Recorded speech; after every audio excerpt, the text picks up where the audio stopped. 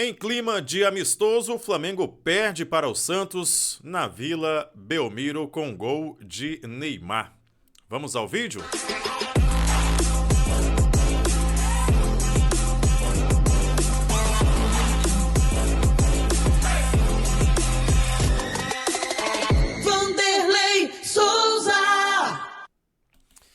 Muito bem, bem-vindos aqui ao nosso canal, sejam muito bem-vindos. Se você está aqui pela primeira vez, já se inscreve aqui nesse canal, dê o seu like, comenta, curta, compartilha e vamos juntos aí, né, em busca de trazer para você aqui um comentário breve. A gente vai acompanhar também a coletiva do treinador Felipe Luiz sobre esse jogo na Vila Belmiro nesta noite de quarta-feira, né, esse jogo que inclusive...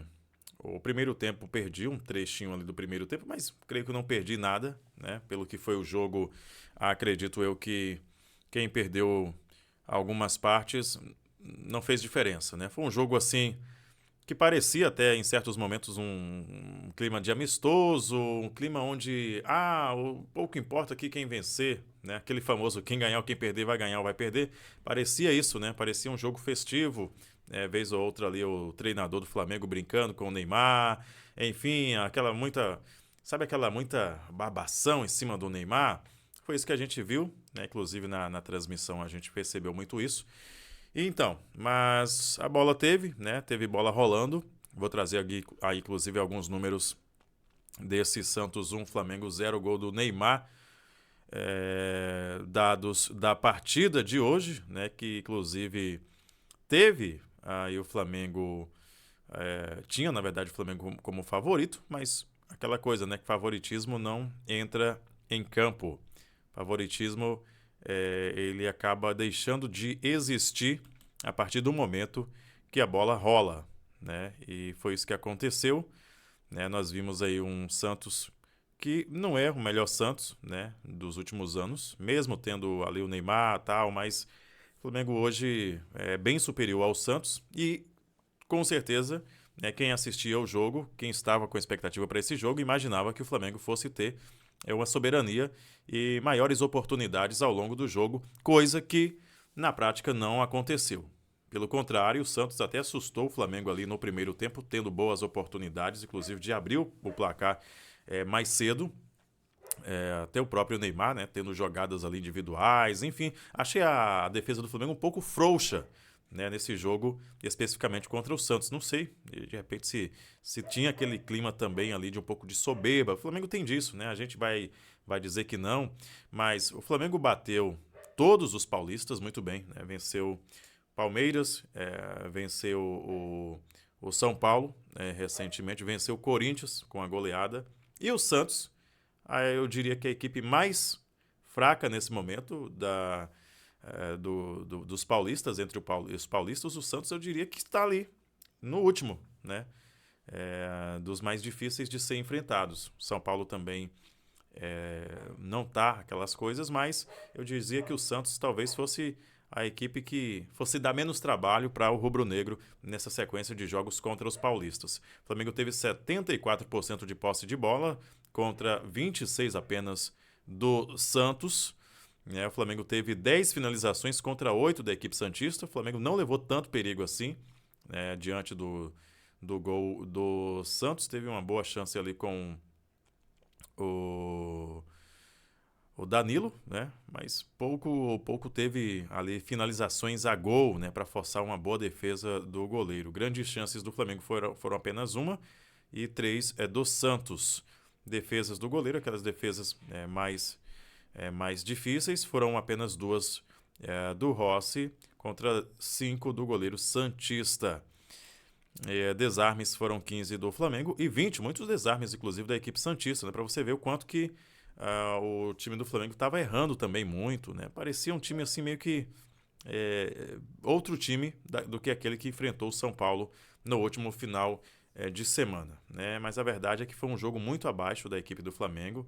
A gente vai acompanhar inclusive a coletiva do treinador Felipe Luiz para ver o que ele tem a dizer, né, sobre o que foi esse jogo de hoje. É um jogo muito abaixo mesmo, muito abaixo, que talvez não cause preocupação, mas o Flamengo pode perder a liderança, né, para o Cruzeiro, né, Por sorte, o Palmeiras empatou o seu jogo contra o Mirassol, mas o Flamengo deixou a desejar nesse jogo de hoje.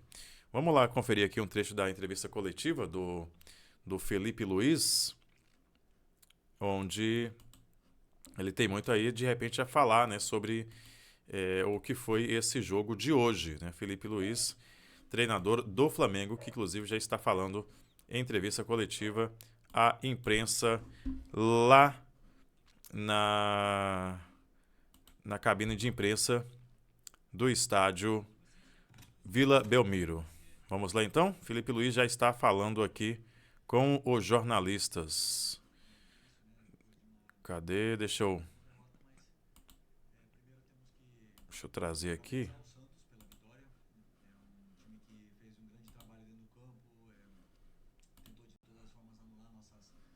As vantagens ofensivas e aproveitou bastante os contra-ataques que tiveram e vencer o jogo, né? Então agora continuar trabalhando. O único caminho é trabalhar, treinar e pensar em vencer o próximo jogo. Felipe, boa noite. Aqui Bianca Molina, TNT Esportes.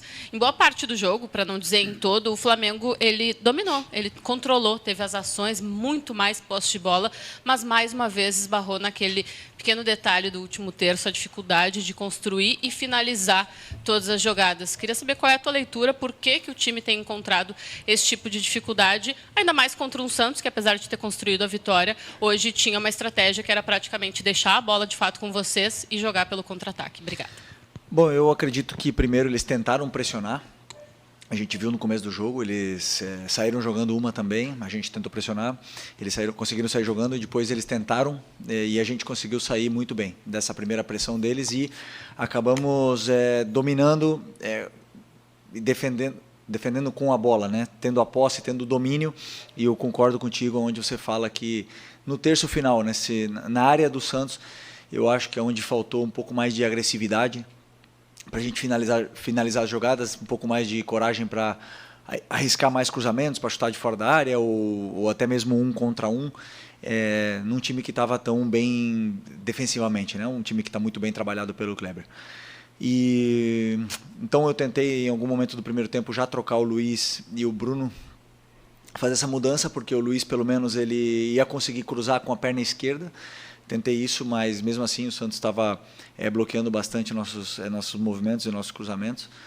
E as nossas entradas na área, e acabamos que criamos esse volume, mas não conseguimos converter isso em ocasiões, em chances de gol, né? Então, agora vamos analisar realmente o que podemos fazer de diferente para poder superar esse tipo de defesa. Olha, realmente o que o Felipe Luiz falou aí sobre essa questão das defesas mais montadas, né? Mais bem montadas. O Flamengo tem muita dificuldade quando o time está muito fechado. Para você ter uma ideia, quando o Wesley, ou até o próprio Plata, o Bruno Henrique, né? Os atacantes ali, os jogadores de frente, pegavam a bola, já tinham 2 ou 3 do Santos na cola. E os caras ficavam meio isolados. E o time do Flamengo estava muito espaçado, muito distante um do outro, né? Quando o Plata pegava a bola, não tinha ninguém próximo. O Bruno Henrique estava distante, o Arrascaeta estava distante, o Wesley, às vezes, também um pouco distante. Quando o Wesley pegava a bola, não tinha ninguém ali próximo. Tentava o cruzamento, mas o cruzamento sempre batia em cima da defesa do Santos. Uma outra coisa também que o Flamengo precisa urgentemente melhorar é o chute. Melhorar não, na verdade, começar a chutar de fora da área. É algo que há muito tempo, né, a gente sabe que isso não acontece na equipe do Flamengo. Os jogadores têm um certo... Eu diria, sei lá, não sei se é um preconceito com quem chuta de fora da área, porque os caras parecem que querem entrar dentro da pequena área para fazer o gol. E muitas vezes, um chute de fora da área pode, né? O Wesley mesmo na etapa final, no segundo tempo, né, arriscou de longe ali o goleiro Brazão teve que espalmar para cima. E poderia essa bola ganhar uma direção melhor ou de repente desviar em alguém e morrer no gol.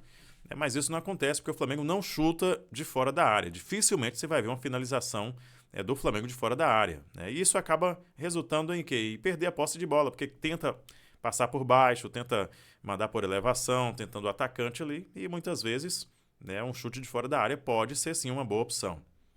Felipe aqui, Isabelle Costa, do canal Gold. É óbvio que tem um carinho ali por parte de você com o Neymar, até deu para ver muitas movimentações e interações dele com você. Até teve uma hora no gol, não sei, acho que até o momento para você confirmar que depois do gol ele comemora, olha para você e fala, eu falei. Teve alguma coisa nesse sentido de ter provocação entre vocês? E queria saber também se teve alguma estratégia para poder pensada em cima do Neymar, né? Porque a gente sabe que é um jogador letal e que pode acabar com o jogo como fez. Teve alguma estratégia? E queria que você pudesse falar também sobre essa troca que você teve com ele. Bom, um jogador extraordinário, um grande amigo. Ex-companheiro de seleção, tenho uma amizade muito grande, muito boa com ele, e é um privilégio para o futebol brasileiro que ele esteja jogando aqui novamente, né? Uma pena que hoje ele conseguiu decidir o jogo para o Santos, conseguiu... Putz, alguém com o celular zoando. Ok. Ele conseguiu decidir o jogo para o Santos, um jogador que é determinante, um jogador que pega a bola e sempre faz alguma coisa, sempre faz uma jogada de perigo, de efeito, ou deixa algum companheiro na cara do gol. E esse tipo de jogador, obviamente, que tentamos ter um cuidado especial. Primeiro, não deixar ele ter tempo, que não deixar ele receber, sempre ter gente em cima. Mas ele, claro, é um jogador tão determinante, ele tira sempre o marcador que vem perto, ele tem uma visão de jogo muito boa e acaba sempre colocando o companheiro dele em vantagem, né? Mas, na verdade, o Santos criou mais chances, não foi assim, se não foi com nossas perdas da bola, né? Mais em transição, contra-ataques, momentos que a gente estava confortável, que a gente tentava acelerar a jogada, acabava forçando um passe, errando no meio e acabamos sofrendo assim, né? E eu tentei corrigir isso no intervalo, tentei segurar um pouco mais o Varela, principalmente para tentar segurar essas investidas, que era a única forma que o Santos estava criando perigo na gente, mas infelizmente no erro nosso eles conseguiram fazer o gol. Isso é futebol. Continuar insistindo em que nosso time tem que tentar se proteger bem desses contra-ataques, porque quando a gente tem muito tempo a bola, é a forma que o adversário tem de nos machucar. Boa noite, Felipe. Tudo bem? Sidão Marinho da Litoral News. Hoje você colocou... Eu ainda acho que o Léo Pereira não é que facilitou, mas falhou na marcação do Neymar neste gol do Santos. Poxa vida, né? Se deixar o cara receber a bola, primeiro, deixou receber a bola, deixou dominar a bola e deixou girar, né, dentro da pequena área e pediu para tomar o gol, né? Quando ele recebeu a bola, que eu vi que o Léo Pereira estava assim meio indeciso, se pressionava antes da bola chegar, talvez até com medo de fazer o pênalti, né? Neymar cai bastante, talvez até ficou meio cismado assim de chegar junto e fazer o pênalti ali.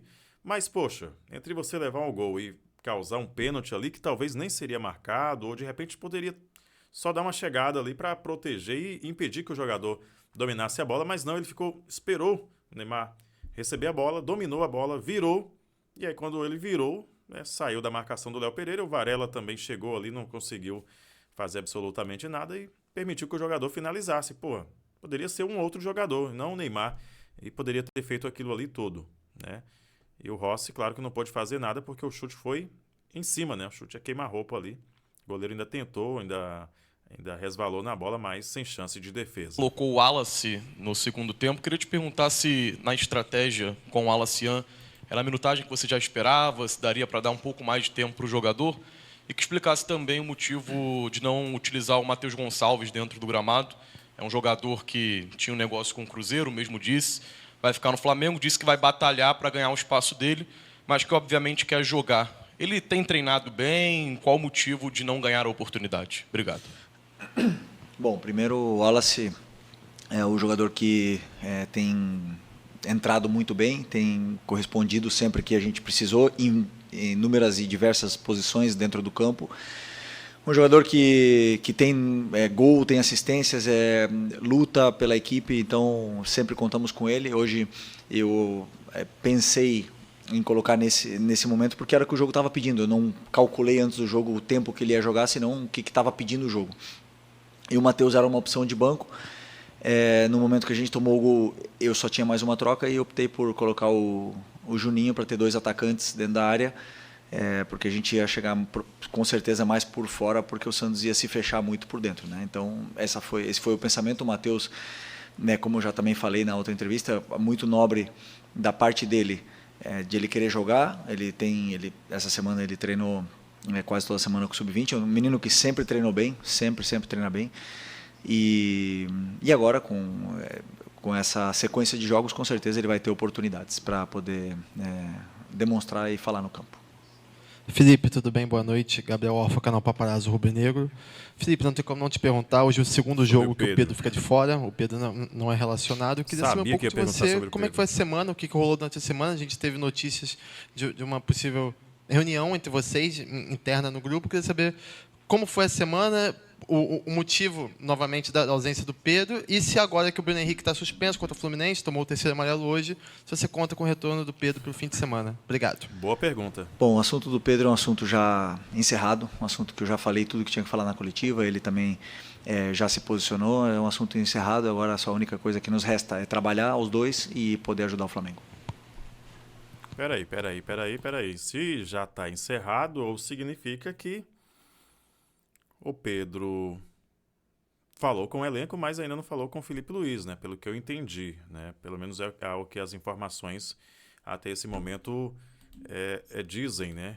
Que o Flamengo, ou melhor, o Pedro, teve o bate-papo ali com os jogadores, né? Inclusive, se não me engano, em particular, mas com o treinador Felipe Luiz não rolou ainda uma conversa, né? Aquela conversa para resolver, né? Vamos sentar aqui, vamos resolver. E aparentemente isso não aconteceu, né? Deixa eu só olhar aqui nas últimas. Mas não tem nada aqui recente, né? Eu estava olhando mais cedo, mas atenção dos bastidores do Flamengo, ainda não tem nada de solução. A verdade é que ainda não se conversaram e ainda não se acertaram Felipe Luiz e Pedro, né? Creio que não vai rolar essa volta para o final de semana, pelo que eu entendi aqui da posição do Felipe Luiz, né? Creio que não vai rolar essa volta sim.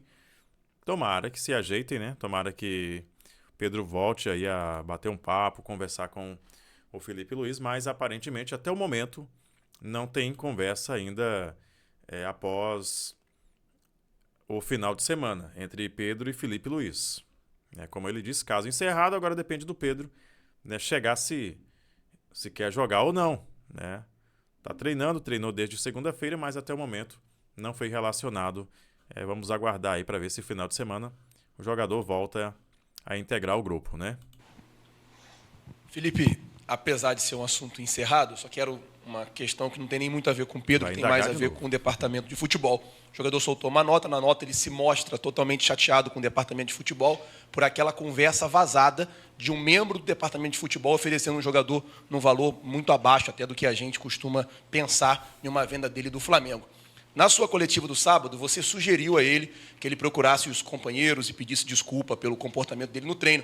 Queria saber se você também sugeriu aos membros do departamento de futebol, ou ao membro do departamento de futebol, ou ao chefe do departamento de futebol, que conversasse com o Pedro para tentar resolver essa situação e, quem sabe, até pedir desculpa para o jogador. Obrigado. Bom, sinto muito, eu repito, né, um assunto do meu caso totalmente encerrado. Prefiro não opinar sobre isso. Isso é um assunto para o pessoal da diretoria, para você fazer diretamente para eles. Sobre isso, da minha parte técnica, o que eu falei já está totalmente encerrado. Felipe, aqui, tudo bem? Eu queria falar um pouquinho sobre essa sequência agora do Campeonato Brasileiro, olhando um pouco para frente. Essa é só a segunda derrota em 13 jogos, enfim, é um campeonato muito longo. E sempre em entrevista coletiva, os treinadores falam, né, da importância de vencer em casa. Às vezes o empate fora também é bom. Hoje, enfim, acabou sendo uma derrota, mas queria que você falasse um pouco sobre essa sequência, porque agora o Flamengo tem a liderança ameaçada, né? O Cruzeiro joga amanhã, enfim. Queria saber se você fica ali olhando a tabela, fica fazendo conta, tem clássico com o Fluminense, que é o próximo jogo. Você, como treinador, fica observando muito isso, fica se prendendo a isso ou deixa rolar e não olha tanto para a tabela? Não, olhamos os resultados que acontecem. Por exemplo, hoje já tem outros jogos, olhamos os outros resultados e vemos como estamos, mas a única coisa que está ao nosso alcance é fazer a nossa parte, né? Então hoje infelizmente não fizemos a nossa parte. É um daqueles jogos onde o adversário conseguiu vencer na sua casa. Um jogo que, daqueles, infelizmente, né, achávamos que poderíamos conquistar pontos aqui dentro, mas sempre é muito difícil jogar aqui na Vila, num time tão bem treinado e com um jogador tão determinante como o Neymar. Então, esses jogos se entende com que não normal, mas que pode acontecer de você perder algum ponto. Mas o campeonato é muito longo, como você falou, nós temos que rapidamente reerguer e levantar o ânimo, que temos um clássico domingo, um adversário que também vem muito motivado, né, do grande mundial que fez, e nunca é fácil jogar contra o Fluminense. Felipe, boa noite. Guilherme Lesnock do Lance. Eu queria que você falasse um pouquinho mais sobre o Neymar. Ele fazia tempo que ele não jogava mais de 80 minutos. Hoje ele jogou quase o tempo inteiro. Dele, né, você, como você conhece ele de antes, queria que você falasse um pouquinho. Esse o Neymar de hoje pode ser um Neymar na seleção brasileira? Você acredita que as partidas que o Neymar fez, como hoje, pode levar novamente para a seleção brasileira? Uma pergunta mais pessoal, pelo você conhecer ele. Todo mundo sabe a qualidade que o Neymar tem.